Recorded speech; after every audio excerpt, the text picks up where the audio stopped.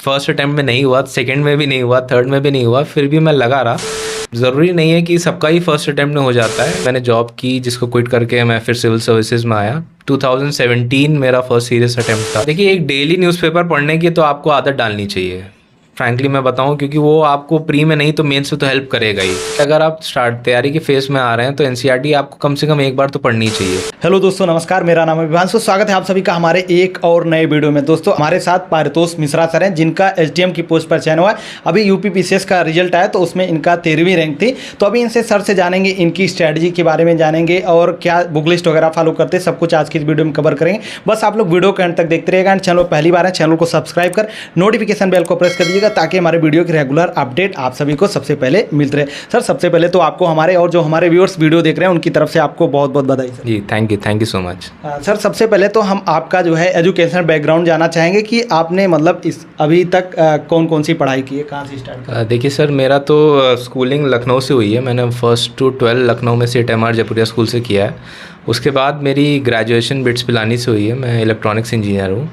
वहाँ से निकलने के बाद मैंने जॉब की, जिसको क्विट करके मैं फिर सिविल सर्विसेज में आया। 2017 मेरा फर्स्ट सीरियस अटैम्प्ट था और ये मेरा 4th इंटरव्यू था। एंड इसमें मुझे जिसमें सफलता मिली है। 2022 का भी मेंस मैंने दिया है। जी सर। सर, इसके लिए जैसे कि आप सिविल सर्विसेज में आए, तो इसके लिए आपको मोटिवेशन कहाँ से मिला कि हाँ चलिए हमें इस तरफ अब चलना चाहिए, इसकी तैयारी करना चाहिए? मेरे फादर एक्चुअली गवर्नमेंट सर्वेंट हैं, तो प्राइमरी मोटिवेशन तो वही था कि उन्होंने बताया था कि आप काफ़ी चेंज ला सकते हैं सोसाइटी में एज अ सिविल सर्वेंट। तो प्राइमरी मोटिवेशन यही था। प्लस मेरा एक अच्छा दोस्त है, he is from PCS 2015 batch, assistant commissioner GST हैं अभी। तो एक सेकेंडरी मोटिवेशन के तौर पे उन्होंने भी काफ़ी प्रोत्साहन दिया मुझे कि आप कर सकते हैं। तो यही दो मेरे मेन फैक्टर्स थे मोटिवेशन के तौर पे, जो मैं तैयारी की फेज़ में आया। जी सर, जैसा कि अभी आप बता रहे हैं कि आपका इस बार चौथा इंटरव्यू था, तो क्या आपका चौथा अटेम्प्ट भी था? नहीं, मेरा ये चौथा अटेम्प्ट नहीं था। मैंने बताया जैसे कि 2017 was my first serious attempt. उसके पहले मैंने नॉन सीरियसली अटेम्प्ट दिए थे, जिनमें मेरा नहीं हुआ था। और 2018 मेंस में, जिसमें बहुत सारी वैकेंसीज़ थी, उसमें भी मेरी इंटरव्यू कॉल नहीं हुई थी। तो एक तरह से ये मेरा चौथा अटेम्प्ट नहीं था, मेरा या 5वां या 6ठा अटेम्प्ट होगा। लेकिन इंटरव्यू के लिए चौथा अटेम्प्ट था? जी, इंटरव्यू के लिए मेरा चौथा अटेम्प्ट था ये। जी सर। सर, जैसे कि बहुत सारे लोग मान लीजिए तैयारी करते हैं तो स्टार्टिंग में सब लोग टॉपर्स वो बोलते हैं, तो आज आप भी टॉपर्स हो गए हैं, तो आप जो है स्टार्टिंग के फेज को बताइए कि मतलब स्टार्टिंग किसी को स्टार्ट करना तैयारी, तो वो कैसे स्टार्ट करें, कहाँ से स्टार्ट करें? देखिए, स्टार्टिंग के फेज़ में तो सब यही कहते हैं कि बेसिक बुक्स रेफ़र करिए, NCERTs पढ़िए, जैसे हिस्ट्री के लिए स्पेक्ट्रम पढ़िए। लेकिन आपको इन सब करने में भी थोड़ा टाइम लग सकता है एग्ज़ाम, क्योंकि अभी क्या है कि अभी तो आपको थोड़ा टाइम मिला है, लेकिन कभी कभी UPPCS में खासकर होता है कि साइकिल्स इनकी इतनी आसपास होती है कि 6 महीने में दो बार एग्ज़ाम हो जाते हैं। तो आपको स्मार्ट स्टडी करने की ज़रूरत है। आप पहले UPPCS के पेपर्स उठाइए, मैं प्री की बात कर रहा हूँ। प्री के पेपर उठाइए, उनका एनालाइज़ करिए किस लेवल के सवाल आ रहे हैं। मैंने जब तैयारी स्टार्ट की थी तो मैंने प्री के पेपर उठाए थे, उनको एनालाइज़ किया था। उनको फिर मेरे टाइम पे शिल्पी अनसॉल्व बुक आती थी, तब घटनाचक्र पूर्वावलोकन का इतना कल्चर नहीं था। तो मैंने वो अनसॉल्व बुक जो है उसके सारे पेपर सॉल्व किए थे। पहले UPPCS में GS मेंस भी ऑब्जेक्टिव ही होता था, आप उनको भी सॉल्व करिए। मतलब लगभग 20 साल के अगर आपने सॉल्व कर लिए तो एक आपका अच्छा क्वेश्चन बैंक तैयार हो जाता है। एंड उन सवालों को खासकर सॉल्व करिए जिन पे आप अटक रहे हैं, जिनको आप पहली बार में हल कर ले रहे हैं, उनके नोट्स बनाने की ज़्यादा ज़रूरत है नहीं। उनके नोट्स ज़रूर बनाइए जिन पे आप अटक रहे हैं। इससे आपका एक बहुत अच्छा क्वेश्चन बैंक तैयार हो जाता है। इसके बाद आप इनको बार बार रिवाइज़ करिए।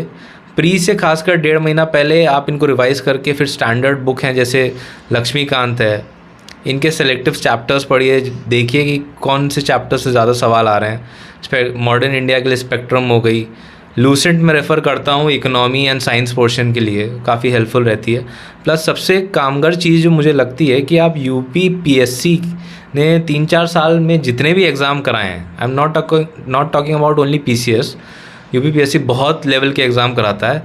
सबके आप क्वेश्चन पेपर सॉल्व करिए, उनके नोट्स बनाइए। कभी कभी होता क्या है कि एज इट इज़ सवाल रिपीट हो जाते हैं, तो वो आपके लिए काफ़ी हेल्पफुल रहेगा। आपका अगर एक रेडी क्वेश्चन बैंक तैयार होगा, इनको बार बार पढ़िए, इनको आप सॉल्व करिए। प्लस करंट के लिए घटना चक्र आँख वाली आती है, वो तो सभी रेफ़र करते हैं। प्लस मैंने घटना सार भी रेफ़र की थी, दोनों को मैंने कंबाइंड करके पढ़ाई की थी।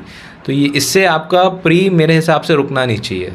तो जैसे कि अभी आप करंट अफेयर बता रहे हैं, तो इसके लिए बहुत सारे लोग पेपर वगैरह भी प्रेफर करते हैं, तो क्या वो चीज़ें आपने की थी या फिर यूट्यूब का हेल्प लिया था? देखिए, एक डेली न्यूज़पेपर पढ़ने की तो आपको आदत डालनी चाहिए, फ्रैंकली मैं बताऊं, क्योंकि वो आपको प्री में नहीं तो मेंस में तो हेल्प करेगा ही कि आपकी कॉम्प्रिहेंशन स्किल्स अच्छी रहेंगी, आप लिखने की शैली आपकी थोड़ी एनहांस होंगी अगर आप न्यूज़पेपर के आर्टिकल्स पढ़ रहे हैं और उनको कोट कर रहे हैं अपने आंसर्स में। न्यूज़पेपर पढ़ते रहिए, हो सके तो एक न्यूज़पेपर के लिए एक फैक्ट शीट बनाइए, अपनी एक सेपरेट कॉपी बनाइए जिसमें आप रिपोर्ट्स एंड डेटाज न्यूज़पेपर से उठा के या किसी मैगजीन से उठा के लिख सकते हैं। मैंने हालांकि ये किया था, तो वो हेल्प करता है। प्लस मैंने एक यूट्यूब का चैनल भी रेफ़र किया था, ओनली आईएएस के नाम से। उसका मैं editorial discussion and prelim booster रोज़ देखता था, तो उसने मेरी काफ़ी हेल्प की प्री एंड मेंस में। तो जैसे कि अभी आप पेपर बता रहे हैं, तो कौन सा पेपर आप प्रेफर करते थे? देखिए, मैं तो इंग्लिश मीडियम से हूँ, तो मैंने तो इंडियन एक्सप्रेस ही प्रेफर किया था, क्योंकि हिंदू मेरे यहाँ रेगुलरली आता नहीं था एंड इंडियन एक्सप्रेस मुझे थोड़ा सही भी लगता था, तो मैंने इंडियन एक्सप्रेस ही प्रेफर किया था। बैलेंस व्यू रहता है थोड़ा इंडियन एक्सप्रेस का। जी सर, जैसे कि अभी आप जिक्र कर रहे थे एनसीईआरटी का, तो वहाँ पर बहुत सारी एनसीईआरटी होती है, तो आपको क्या लगता है कि एनसीईआरटी मतलब स्टार्टिंग में कितना हेल्पफुल होता है या फिर प्री मेंस पूरे एग्जाम में? नहीं, देखिए, अगर आप तैयारी के फेज़ में आ रहे हैं तो एनसीईआरटी आपको कम से कम एक बार तो पढ़नी चाहिए। प्लस कुछ सेलेक्टिव एनसीईआरटीज़ हैं, जैसे ज्योग्राफी की फिज़िकल वाली जो बुक है क्लास 11 एंड 12 वाली, वो मेंस में भी बहुत हेल्पफुल रहती है, मैं खासकर उनको रेफ़र करता था। और आर.एस. शर्मा आपकी एनसीईआरटी है जैसे हिस्ट्री की, वो आपको हिस्ट्री पोर्शन में काफ़ी हेल्पफुल रहती है। तो एनसीईआरटी एक बार पढ़ के फिर आप उसकी सेलेक्टिव रीडिंग कर सकते हैं, ज़रूरी नहीं कि हर बार उनको दोहराना ही है आपको। सर, हम मेंस की तरफ चलेंगे, तो मेंस के लिए आपने खासकर क्या स्ट्रेटजी वगैरह फॉलो की थी? देखिए, मेंस में चूँकि मेरा ही चौथा इंटरव्यू था, मैंने बार अपनी कमियों से सीखा थोड़ा। तो मैंने ये पाया कि आपका सिलेबस वाइज आपको तैयारी करना बहुत ज़रूरी है। यूपीपीसीएस में क्या है कि आपके जो सिलेबस में कीवर्ड्स हैं, उनसे एज इट इज़ कभी सवाल आ जाते हैं, तो आपको पूरे सिलेबस पे सारे कीवर्ड्स पे एटलीस्ट कुछ कंटेंट पता होना चाहिए। आप उनके थोड़े सेपरेट नोट्स बना लीजिए, एक पन्ने के आधे पन्ने के, but you should have them ready. कभी क्या होता है कि हमको लगता है ये तो कभी नहीं पूछा गया, लेकिन वो सवाल एज इट इज़ आ जाता है। इस साल वाले में भी थोड़ा सवाल रिपीट हुए थे, तो आपको प्रीवियस ईयर की भी प्रैक्टिस होनी चाहिए। जो यूपीएससी के यूपीपीसीएस दोनों के मेंस के आप प्रीवियस ईयर के सवाल भी सॉल्व करिए, उनको पढ़िए। एंड जैसे GS1 की मैं बात करता हूँ, GS1 में जैसे यूपी स्पेशल का पोर्शन है, तो मैंने घटना चक्र, कोर फैक्ट्स, परीक्षावाणी की यूपी स्पेशल रेफ़र की थी, मतलब यूपी स्पेशल पढ़ने के लिए। हिस्ट्री मेरा ऑप्शनल था, तो GS1 में मैंने हिस्ट्री में ज़्यादा ध्यान नहीं दिया था, क्योंकि ऑप्शनली पढ़ रहा था मैं। ज्योग्राफी के लिए physical geography and GC Leong मैंने रेफ़र की थी सेलेक्टिव टॉपिक्स के लिए। GS2 में मैंने दे IAS के पॉलिटी एंड IR के नोट्स रेफ़र किए थे। लक्ष्मीकांत की मैंने रीडिंग की थी, एंड जो गवर्नेंस के पोर्शन होते हैं जैसे NGO, सेल्फ हेल्प ग्रुप्स, इनके मैंने गूगल या नेट से सर्च करके नोट्स बनाए थे। GS3 आपका सबसे डायनामिक होता है, स्टैटिक उसमें बहुत ही कम होता है। मैंने विजन मेंस 365 के मतलब जितने भी मॉड्यूल्स थे GS3 से रिलेटेड सबको रेफ़र किया था। एंड IR के नोट्स मेरे डिज़ास्टर मैनेजमेंट और IR के नोट्स मेरे पास दे IAS के थे। प्लस अगर आप बुक चाहते हैं तो IR की अशोक कुमार की challenges to national security, internal security refer कर सकते हैं। तो इससे आपका GS3 कंपेरेटिवली कवर हो जाएगा। GS4 के लिए मैंने लेक्सिकॉन रेफ़र की थी। लेक्सिकॉन के साथ आप उनको जो डेफिनेशंस हैं, एथिक्स के पेपर में आप कोशिश करिए कि हर डेफिनेशन, हर कीवर्ड के साथ आप एक रियल लाइफ एग्जांपल दें, जिससे थोड़ा आपके आंसर में वेटेज बढ़े। तो एग्जांपल्स आप कहीं भी ऑनलाइन सोशल मीडिया से उठा सकते हैं। प्लस कलाम IAS चैनल मैंने रेफ़र किया था, टेलीग्राम चैनल है, या लॉ एक्सीलेंस की PDF मैंने रेफ़र की थी एग्जांपल्स लिखने के लिए GS4 में। जी सर, जैसे कि सर जो आपकी ये पूरी ओवरऑल जर्नी रही है PCS की, तो इसके लिए मतलब आपने कहीं कोचिंग वगैरह की थी या फिर खुद इस तैयारी करते थे? नहीं, मैंने हिस्ट्री ऑप्शनल की कोचिंग ली है दिल्ली में। बालियान हिस्ट्री ऑप्शनल का मैं स्टूडेंट रहा हूँ। प्लस बीच में लॉकडाउन से पहले मैंने दे IAS में भी एनरोल किया था, लेकिन मैं ज़्यादा टाइम दे नहीं पाया वहाँ पे। मैंने थोड़ी बहुत ही क्लासेस वहाँ की है, तो मैंने कोचिंग ली है, लेकिन मैंने पूरा सिलेबस नहीं कवर कर पाया था। हालांकि हिस्ट्री का हो गया था मेरा, लेकिन GS का पूरा नहीं हो पाया था, जिसको मैंने खुद की सेल्फ स्टडी से सप्लीमेंट किया है। सर, जैसे कि आपका ऑप्शनल जो हिस्ट्री रहा है, तो इसके लिए आपने बुक लिस्ट वगैरह क्या चीज़ें फॉलो की थी? देखिए, हिस्ट्री के लिए एक तो मेरे बालियान IAS के मतलब हिस्ट्री ऑप्शनल के नोट्स थे। प्लस बुक लिस्ट अगर मैं रेफ़र बताऊं तो जैसे एंशिएंट इंडिया के लिए Upinder Singh and R.S. Sharma.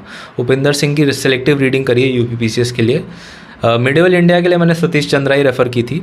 Modern India के लिए 1757 से 1857 पोर्शन के लिए मैंने ग्रोवर की मॉडर्न इंडिया रेफ़र की थी, एंड उसके बाद मैंने Bipin Chandra and Plassey to Partition की सेलेक्टिव रीडिंग की थी।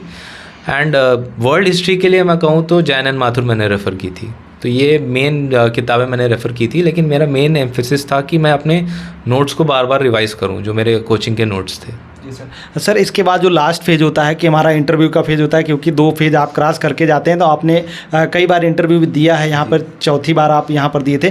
तो इंटरव्यू के लिए आपको क्या लगता है कि मतलब कहीं पर कोचिंग का गाइडेंस वगैरह लेना चाहिए या फिर तैयारी के साथ चीज़ें कवर हो जाती? नहीं, देखिए इंटरव्यू में क्या है, आपको कोई अलग से तैयारी नहीं करनी होती, आपके मेंस की तैयारी ही वहाँ काम करती है, बस उसको थोड़ा पॉलिश करने की ज़रूरत होती है। एंड वो पॉलिशिंग आपकी जैसे प्रेजेंटेशन स्किल्स में आनी चाहिए, तो वो उसके लिए आप जितने ज़्यादा मॉक इंटरव्यू दे सकें ज़रूर दीजिए, क्योंकि कभी कभी होता क्या है कि मॉक इंटरव्यूज़ में आपको पता चलता है कि वहाँ पैनल को कैसे एड्रेस करना है, उनको ग्रीट कैसे करना है, कैसे चल के जाना है, कैसे बैठना है, ये आपको किसी किताब में नहीं लिखा मिलेगा। ये इन सब पे थोड़ा ध्यान देना पड़ता है वहाँ पे, क्योंकि वहाँ पे काफ़ी सीनियर मेंबर्स रहते हैं। तो आप जितना चाहे मॉक इंटरव्यूज़ दीजिए, वहाँ पे अपने डाउट्स पूछिए। मॉक इंटरव्यू के बाद फीडबैक सेशन भी होता है, आपको आपकी कमियाँ बताई जाती हैं। तो ये इन द एंड काफ़ी हेल्पफुल रहता है कि आप ये कमी असली इंटरव्यू में ना दोहराएं। सर, जैसे कि बहुत सारे लोग बोलते हैं कि यूपी स्पेशल के लिए क्या चीज़ें पढ़ सकते हैं?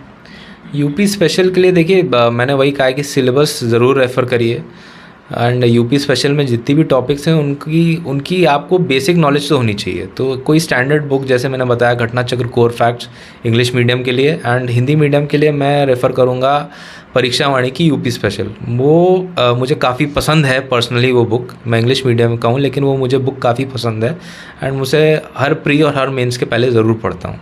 जी सर। सर, जैसे कि बहुत सारे एस्पिरेंट हमारे साथ जुड़े हुए हैं, तो आप मतलब उनको मोटिवेशन के तौर पर क्या चीज़ें कहना चाहेंगे? देखिए, मोटिवेशन तो मैं यही कहना चाहूँगा। देखिए, मेरा अभी फर्स्ट अटैम्प्ट में नहीं हुआ, सेकंड में भी नहीं हुआ, थर्ड में भी नहीं हुआ, फिर भी मैं लगा रहा। तो कई बार होता क्या है कि हमसे टफ़ लाइफ जी के भी लोग एग्ज़ाम निकालते हैं, तो हमको इतनी जल्दी गिव अप नहीं करना चाहिए। प्लस ज़रूरी नहीं है कि सबका ही फर्स्ट अटैम्प्ट में हो जाता है। ज़रूरत ये है कि आप होप ना हारिए, अपने आप पे कॉन्फिडेंस रखिए, एंड अपनी कमियां ज़रूर पहचानिए कि उन पे आपको क्योंकि काम करना है, एंड वही आपके इन द एंड हेल्प करेंगी। तो बस यही कहूँगा कि मोटिवेटेड रहिए, निराश मत होइएगा। मैं स्पेशली उन लोग को एड्रेस करना चाहता हूँ जिनका इस बार इस रिज़ल्ट में नहीं हुआ, तो निराश मत होइएगा। मेरा भी नहीं हुआ था, मेरा फोर्थ अटैम्प्ट था ये। तो कोशिश करते रहिए, ज़रूर सफलता मिलेगी। सर, आपने अपना बहुत ही कीमती समय दिया, उसके लिए आपका बहुत बहुत धन्यवाद sir. Thank you so much. और मैं आपको भी एक धन्यवाद देना चाहूँगा कि मैं आपका चैनल पिछले 6 महीने से फॉलो कर रहा हूँ, एंड आपने और एक और चैनल में नाम लेना चाहूँगा, UPPSC डेली न्यूज़। इन लोग ने इंटरव्यू के टाइम पे हम लोग की बहुत हेल्प की, क्योंकि इस बार इंटरव्यू के ट्रांसक्रिप्ट्स बहुत कम आई हैं, एंड आपने जो बाहर निकलते स्टूडेंट्स का इंटरव्यू लिया है, उससे हम लोग को आइडिया लगा कि पैनल का क्या मूड है अंदर, एंड क्या क्या सवाल पूछे गए। वो इन द एंड कहीं ना कहीं हम लोग को बहुत हेल्प किए। तो मैं अपनी सफलता का एक छोटा सा श्रेय आपको भी देना चाहूँगा, और आपके चैनल को। उसके लिए थैंक यू सो मच। धन्यवाद सर। Okay, thank you. तो दोस्तों, आप लोग को आज का वीडियो कैसा लगा, आप लोग कमेंट करके एक बार ज़रूर बताना, एंड वीडियो अच्छा लगा तो वीडियो को लाइक, कमेंट और शेयर जरूर कर दीजिएगा। तो चलिए फिर मिलते हैं अपनी किसी और नए वीडियो में, तब तक के लिए जय हिंद, वंदे मातरम।